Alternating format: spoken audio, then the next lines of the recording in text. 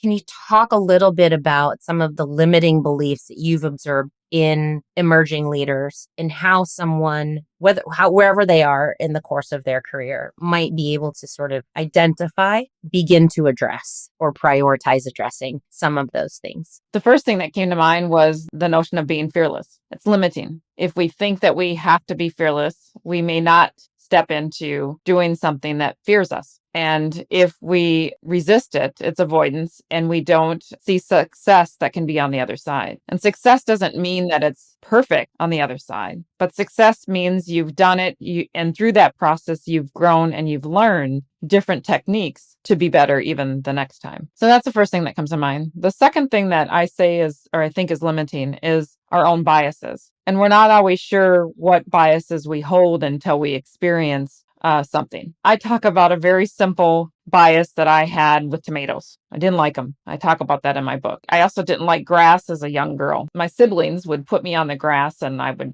literally crawl up their leg. And I don't know what it was about grass, but now, grass is beautiful, right? If you think about that as a sort of a across the board limitation, it's just an example that serves that we can often hold different limitations that are predicated on our biases that prevent us from being willing to experience something. It's so important that we are challenging ourselves every single day with our perceptions. What is it that I'm not seeing here in this situation? What is it that I'm not understanding? How might the other person be perceiving this situation, right? So putting ourselves in somebody else's shoes. And frankly, kind of full circle back to one of the things that we talked about earlier, I, as a person growing up with challenges around race, had to always ask myself, I still ask myself, what am I not seeing in the situation?